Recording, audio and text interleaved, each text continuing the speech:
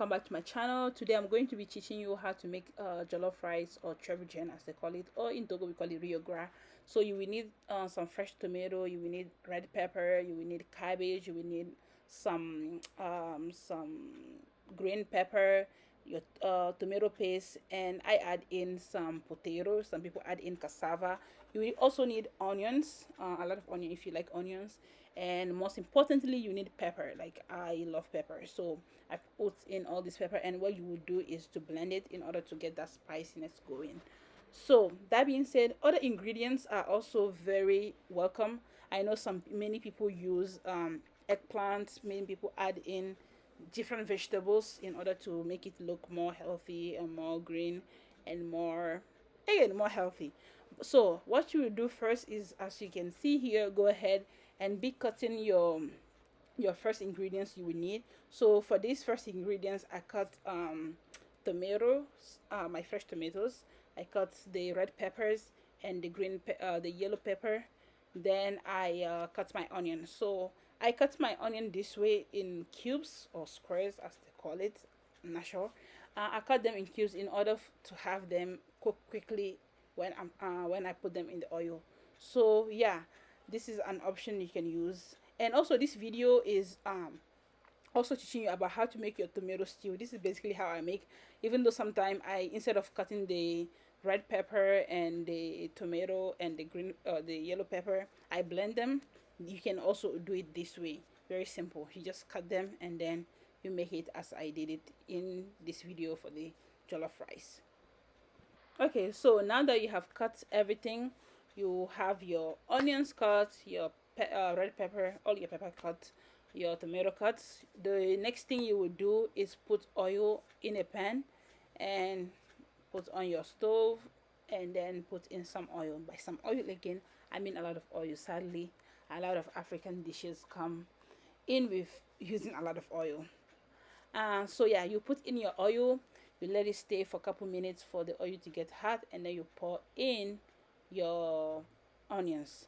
I know in this video it doesn't really look good because I mixed the onion and everything together, but you should separate them. The first thing is the onion, to get it to saute it first, and then after that you add in the rest. You add in the tomato and everything else.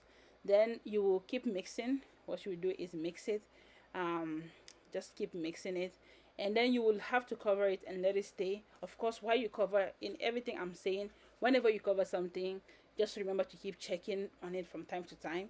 So what I did here is I covered it. I kept checking on it from time to time, something you might not see in this video.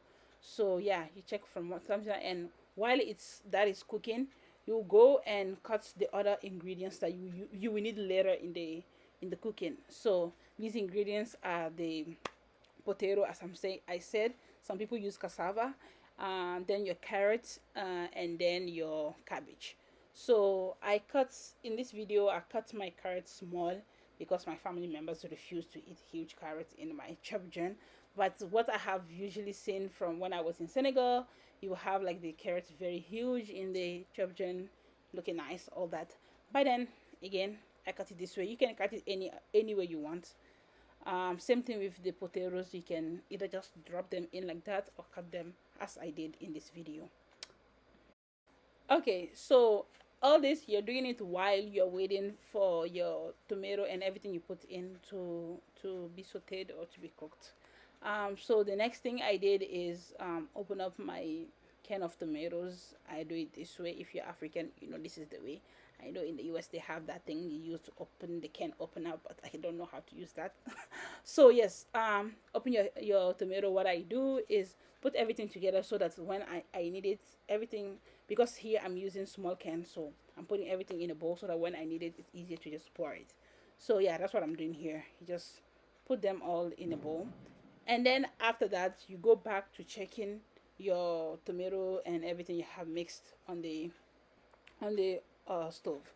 So you keep checking, and once it looks like everything is dying off, everything is kind of cooking and looking like this, what you will do is pour in your tomato paste.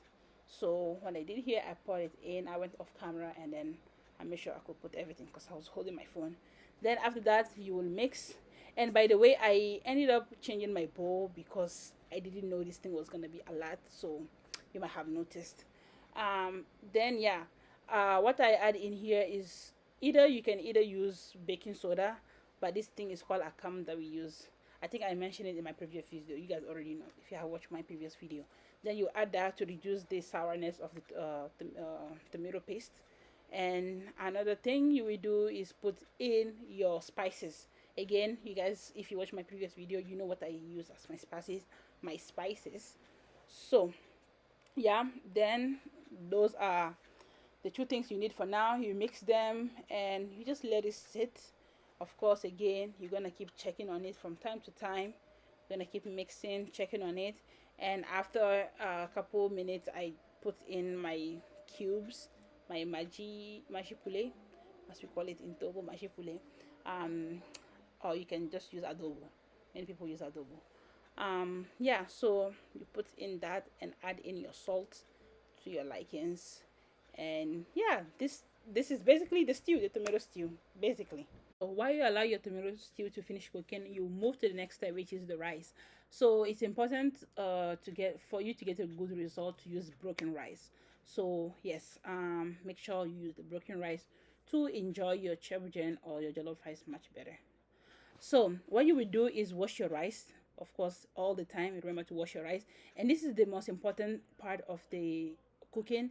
You need to microwave your rice for at least 5 minutes. So this is after you have finished washing your rice and you have removed the water, then you will microwave it. Then this is my tomato stew. I added in some more oil because again, sadly, you need a lot more water than, I mean, a lot more oil for a lot of food that I'm cooking. So after that, I add in water again to move to the following step because we're trying to cook jollof rice, not tomato stew. So I add in water, and now I am adding all those other vegetables that I've cut before. As I told you, those are going to be used for the next part.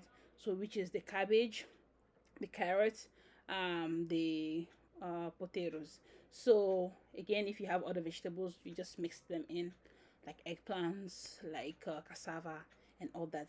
And what you would do, as for everything, you need to let it to cover it and keep checking on it. So you cover it, checking. I keep checking on it every other minute. Then the most important thing is to keep checking also those vegetables and see if they are cooking. The one that cooks faster is the potato. So I would suggest if your potato is cooked to start removing all. And as you can see, this is what I do. You remove all.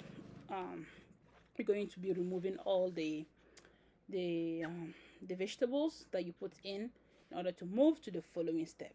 So this is basically how it looks like, because some of the vegetables were overcooked, so it was a bit hard to remove all of them. And as you see, there are like some of the water for the rice that have followed the vegetables, but that's no problem, we use it later. So now after you have microwave your rice, it's all there, then you're going to pour your rice after you have removed all the vegetables. So you pour in your rice, make sure it's not, there isn't too much water. Again, if you have watched my previous video, you see how I cook my rice. Either it's wache or jollof, is basically the same thing. Make sure that you don't have too much water. Make sure that it looks like this after you have poured in your rice. And yeah, as I mentioned, there's some water that have followed the vegetables. I'm gonna be using them later on. It's not really in this video because it was off camera. So yeah, I kept checking. This is how my rice was looking like 20 minutes later. Then after 10 minutes, this is how it looked like. It looked ready. um Everything was good, not too much water. Looks very good, and it was delicious. So after the rice is ready, what you will do now is pour in the rest of the vegetables that you have removed earlier. Some people prefer to leave it to the side and put it together when they serve, but you can do either way.